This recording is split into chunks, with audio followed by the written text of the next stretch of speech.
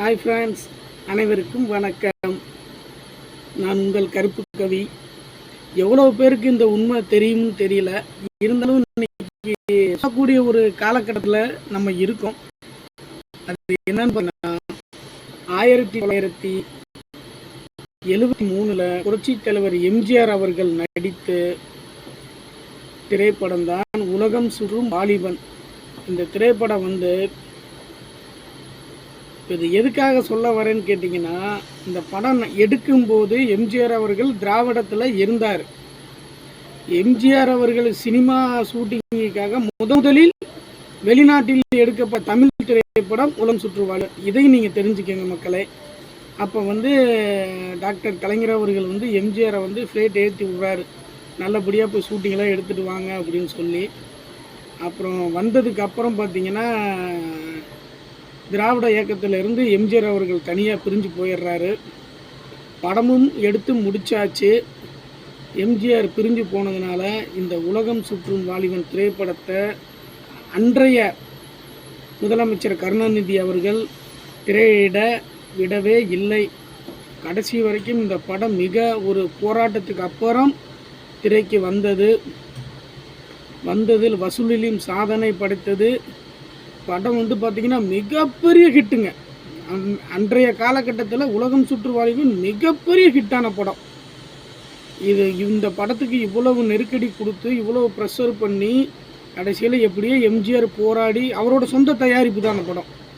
உலகம் சுற்று வாலிபன் எம்ஜிஆரோட சொந்த தயாரிப்பு. தமிழ் திரையுலகிலே முதல்ல வெளிநாட்டில் போய் எடுத்த படம் அந்த உலகம் சுற்றும் வாலிபன் தானுங்க.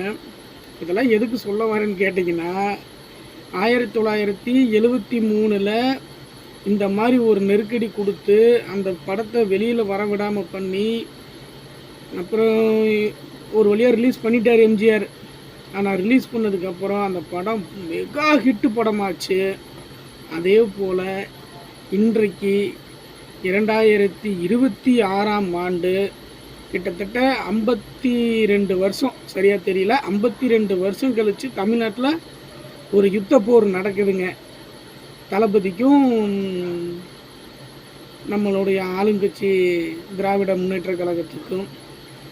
அதே மாதிரி தான் இப்போ தளபதி அவர்கள் நடித்து திரைக்கு வர முடியாமல் தத்தளித்து கொண்டிருக்கும் ஜனநாயகம் திரைப்படமும் ஒருவேளை உலகம் சுற்றும் வாலிபன் மாதிரி ஆயிருமோன்னு எனக்கு ஒரு எண்ணம் தோணுது. ஆனால் அது எந்தளவுக்கு சாத்தியப்படுங்கிறது தெரியலிங்க.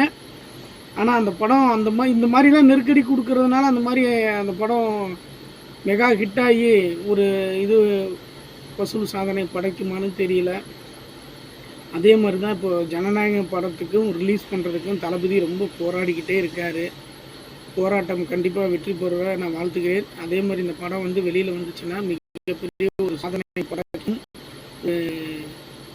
திருப்பு முனையும் ஏற்படுத்தும் தமிழ்நாட்டில்னு நான் நினைக்கிறேன். என்னோட கருத்து. ஆமாம், இது நான் முன்னாடி பேசுகிறது இதில் எந்த ஒரு அரசியல் நோக்கமும் எதுவும் கிடையாது. இது எவ்வளோ பேருக்கு இந்த ஒரு நிகழ்வு நடந்ததுன்னு தெரியுமா தெரியலையான்னு தெரியல. அதுக்காக தான் ஃப்ரெண்ட்ஸ், நல்லா இருந்தால் கமெண்ட்ஸ் சொல்லுங்கள், இல்லை எவ்வளோ பேர்த்துக்கு இது தெரியாதுங்கனாலும் கமெண்ட்ஸில் சொல்லுங்கள். பாய் ஃப்ரெண்ட்ஸ், என்றும் உங்கள் அன்புடன் கருப்பு கவி, ஜனநாயகம். பாய். அதே மாதிரி ஃப்ரெண்ட்ஸ் சொல்ல மறந்துட்டேன், இந்த படம் வந்ததுக்கப்புறம் தான் தமிழ்நாட்டில் ஒரு ஆட்சி மாற்றம் வந்தது. புரட்சி தலைவர் எம்ஜிஆர் அவர்கள் முதலமைச்சரும் ஆனாருங்க. அதே வருஷத்தில் தான் நினைக்கிறேன். அதே மாதிரி ஜனநாயகன் ரிலீஸ் ஆனால் தளபதி ஒரு வேளை சிஎம் ஆயிடுவாரோ அப்படின்னு யோசிக்க தோணுது ஃப்ரெண்ட்ஸ். Okay, bye friends.